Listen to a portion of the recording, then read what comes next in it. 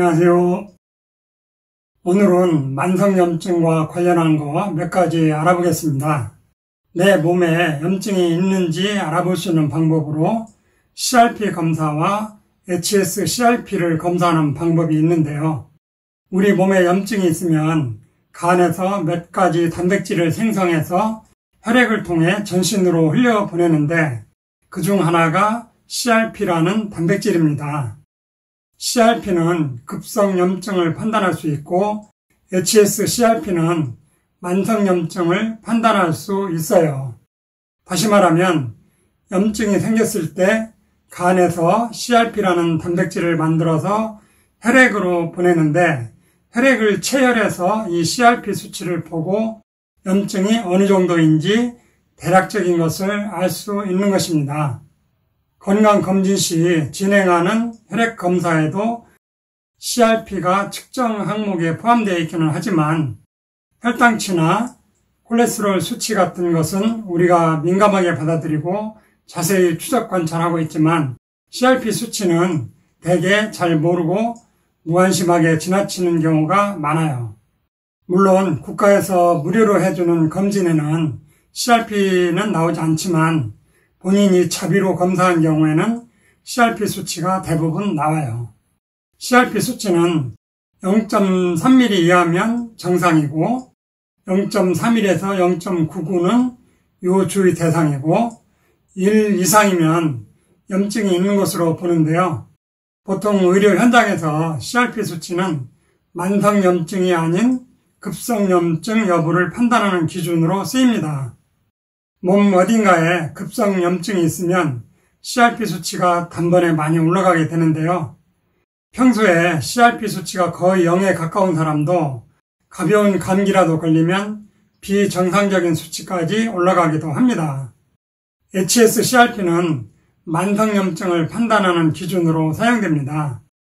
미국 FDA에서도 hsCRP 수치를 만성염증인 동맥경화의 지표로 승인했어요.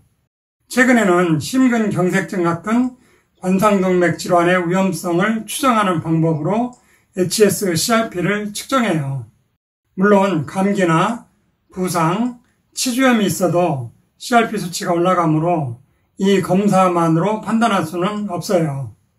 그러나 기존 만성질환이 있는 사람은 hsCRP 수치가 높으면 동맥경화에 걸릴 확률이 높다고 합니다. 동맥경화를 비롯해 암, 우울증, 알츠하이머형 치매, 당뇨병, 아토피 피부염 같이 현대인들이 많이 갖고 있는 이러한 질환들은 대부분 만성염증과 관련이 있어요. 혈압이 높거나 혈당치가 높거나 산화된 콜레스테롤이 많으면 동맥경화에 잘 걸리는데 그 이유는 염증이라는 것이 밝혀졌어요. 즉 만성염증이 동맥경화의 원인이고 본질이라는 것이죠. 혈관은 가장 안쪽이 내피세포로 되어 있는데 혈액은 하루 종일 계속 흘러다니기 때문에 혈압이 높거나 하면 혈관 내피세포에 압력이 가해지면서 미세한 상처가 날 수 있고 고혈당이 되거나 콜레스테롤이 너무 높아도 내피세포가 쉽게 상처를 입을 수 있어요. 그러면 상처를 메꾸기 위해 콜레스테롤이 눌러붙게 되고 이것으로 인해 혈관이 좁아지기도 하고 일부는 떨어져 나와 혈액을 타고 이동하다가 심장 혈관 쪽에 막히면 심근경색이 되고 뇌 혈관을 막으면 뇌경색을 일으키게 됩니다. 혈관 내피세포의 사소한 염증이 통증도 없고 이물감도 없이 계속 존재하다가 결국 심근경색이나 뇌경색과 같이 생명을 위협하는 심각한 질환으로 발전할 수 있습니다. 만성염증과 밀접한 관계가 있는 질환으로 비염과 천식도 있는데요. 기관지 천식 환자의 60에서 80%에서 비염 증상이 나타나고 비염 환자의 20에서 30%는 천식 증상을 보이기도 합니다. 일부는 두 가지를 동시에 갖고 있기도 하고요. 코 점막에 염증이 생기면 염증 반응을 일으키는 매개물질이 많이 방출되고 이 매개물질이 혈관을 통해 기관지나 폐에 도달해서 염증을 일으키게 됩니다. 이것이 기관지 천식의 요인이고 지금은 기관지 천식도 기관지에 염증이 지속되어서 생기는 질환으로 인식하고 이것도 만성염증이 원인이다 라고 보고 있어요. 지금까지 살펴본 것처럼 많은 질환들의 근본 원인은 만성염증에서 시작됨을 알 수 있는데요. 나이 드실수록 몸에서 생기는 사소한 염증 반응들을 무시하지 마시고 초기부터 잘 관리하셔야 합니다.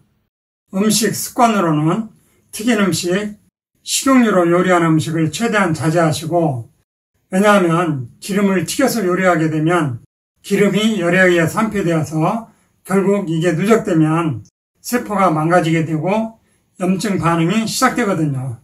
모든 분들 금연, 금주와 더불어서 적당한 운동을 병행하시고 건강관리 잘 하셨으면 하는 바람입니다. 이상으로 오늘 천약사의 건강과 약 이야기는 여기서 마치겠습니다. 감사합니다.